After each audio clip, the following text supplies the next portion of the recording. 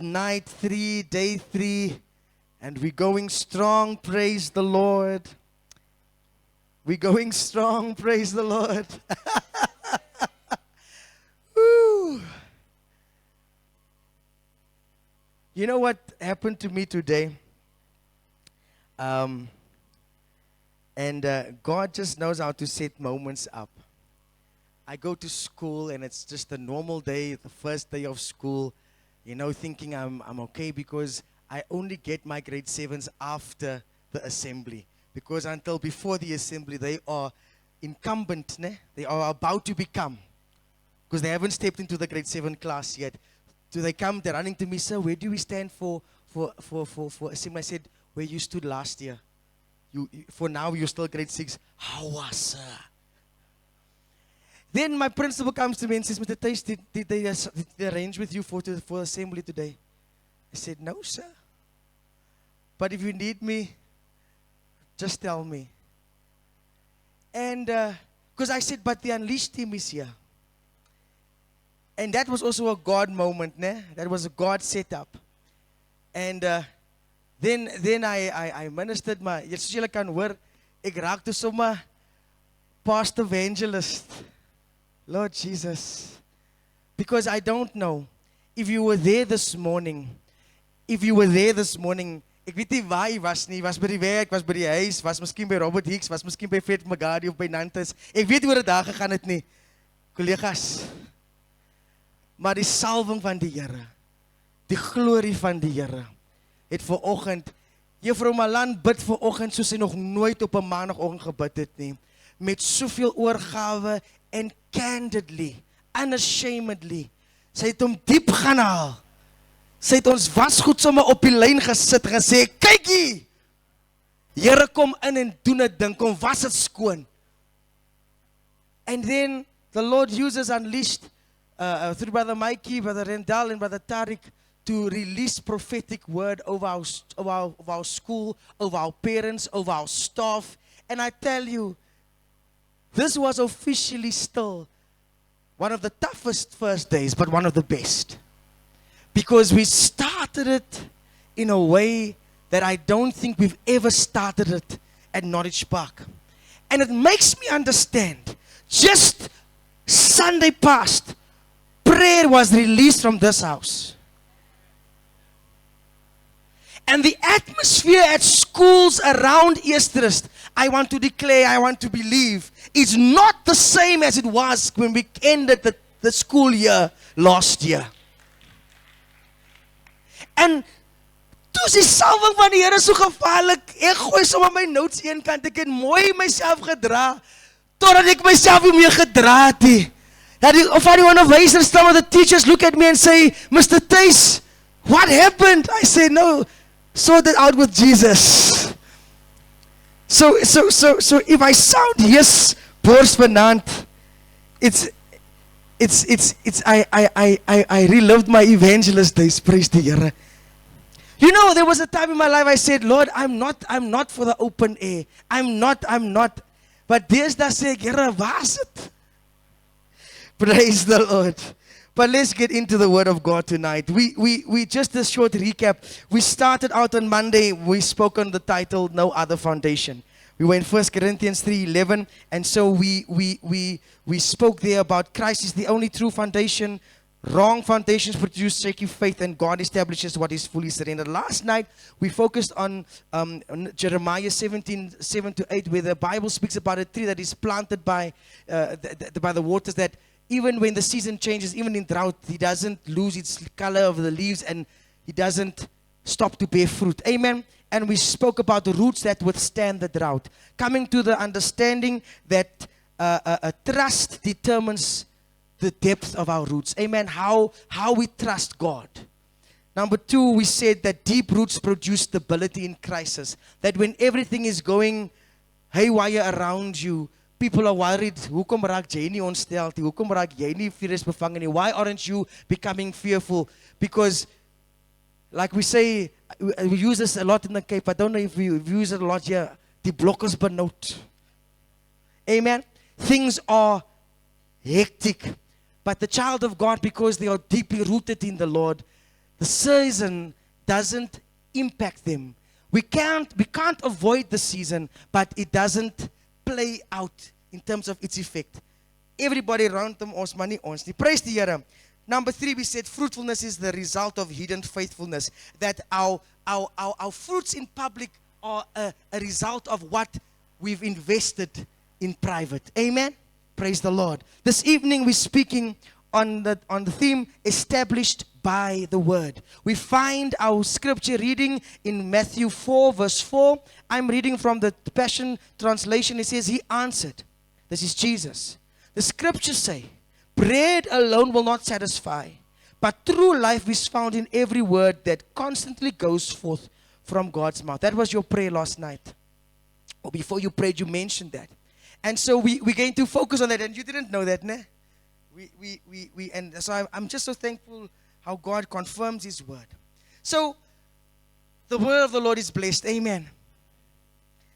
So, Jesus has just come out, or is gone in to the wilderness to fast. It's at the start of His ministry. I want to just pause there for a second. That we start this year by setting ourselves apart.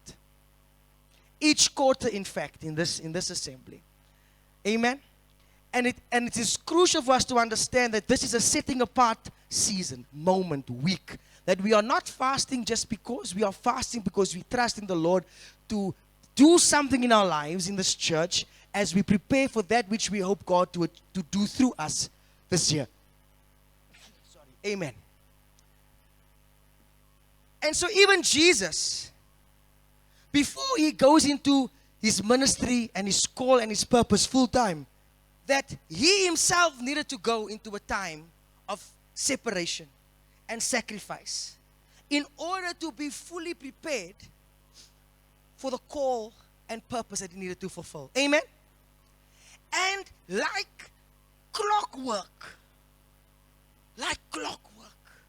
the devil appears and tempts Christ. And, not just once, but a few times. And every time, kom hy met 'n better card. He wants to get Jesus in a better way. But here, beautiful, Jesus refers him to the word of God. And He says, it is written, man shall not live on bread alone, but on every word that comes from the mouth of God. And so it is essential, beloveds. The word of God is essential. It is not optional.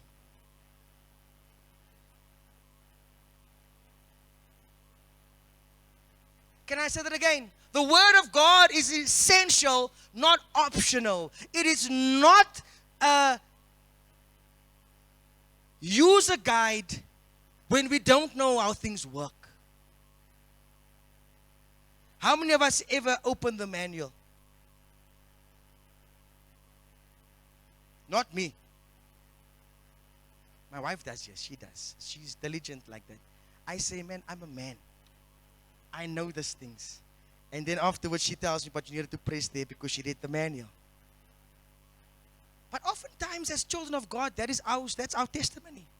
That we are void of it is written in moments when the word would have been exactly what we need to combat the attack of the enemy. Because many believers run to the word of God when in need.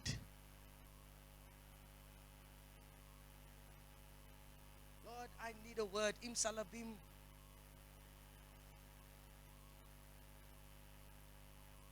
Amen. And then you read and the Bible says, chop off your head. Are you with me? And therefore I'm saying that the word of God, being in the word of God, spending time in the word of God, is not optional. It is essential. It needs to be a component of your daily living. Because Jesus responds to temptation by declaring that life is sustained by what? God's word. He says, devil, you can come, but the Bible says. Devil, you can come, but the word of God makes the assurance clear that there's so many promises. Are you with me?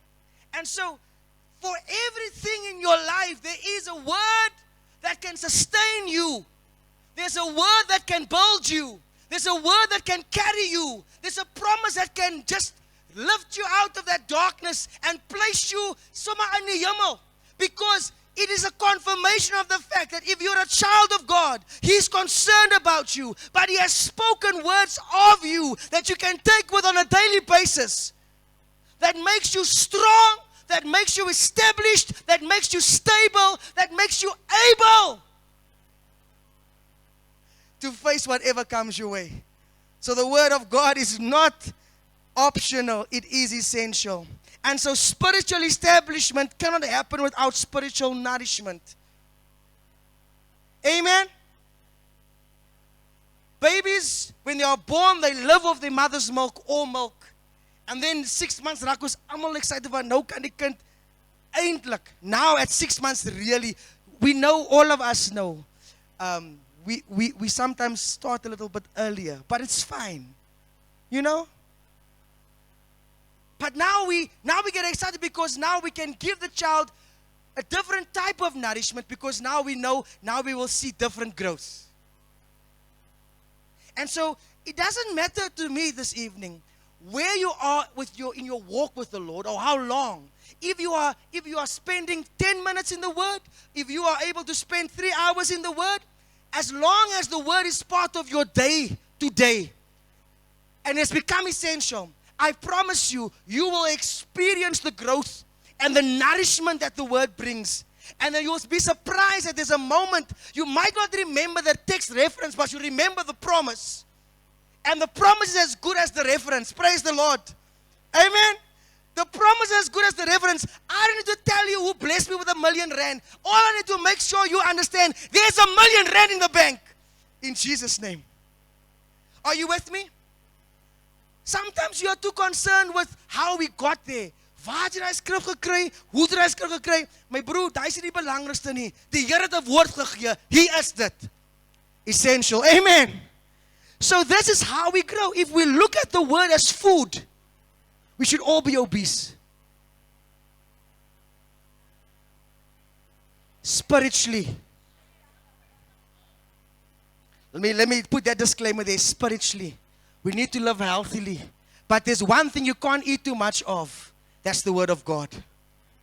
So daar kan jy ooreet. You can overeat on the word. You can't overeat yourself because you can spend on the same scripture every single day and God will give you new revelation every single day. I've preached so many times on the same scriptures I'm preaching this week, but God has given fresh word. Let me just tie this one more again. It's like you make a melted cheese sandwich, né? But now you say, okay, let me put tomato on. And tomorrow I'm not going to add tomato, I'm going to add ham. It's still a cheese sandwich. You get it? Yeah, okay. That was a teaching moment. I thank God for that. I learned something there, maar nou is ek sommer honger. Praise die Here. Number 2, the word anchors us in truth. Because the Bible says God honors His word higher than His name. And that He's not a man that He should lie. So that hierdie word, this word is, it's good. Jy kan dit ten volle aanneem.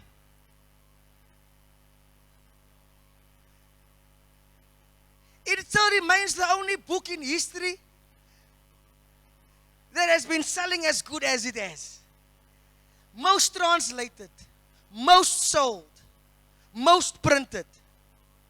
Though many have tried to find ways to discredit it, most of them find themselves coming to the very truth of who Christ is in their pursuit of trying to disprove Him. And so that is what I'm trying to say tonight. It anchors us in the truth. In a confused world, in a crazy world, in a dark world, in a woke world. Hey.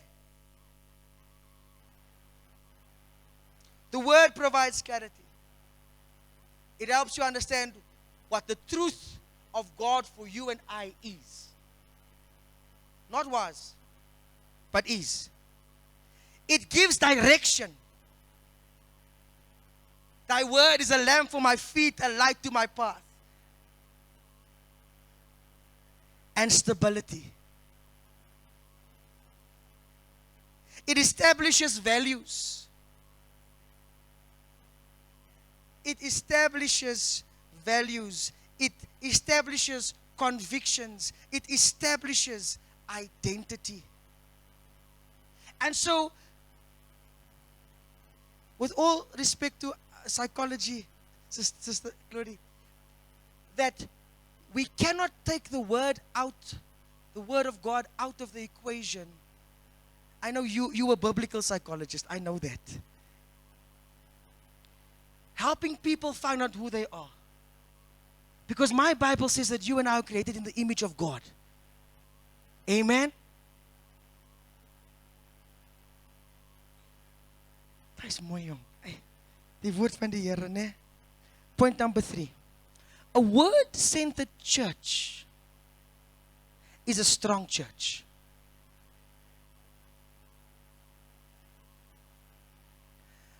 May I say tonight, the more we will achieve. Because before anyone comes to the pulpit on the Sunday morning, this is my belief, that there has to be some way confirmation. It's happened this whole week.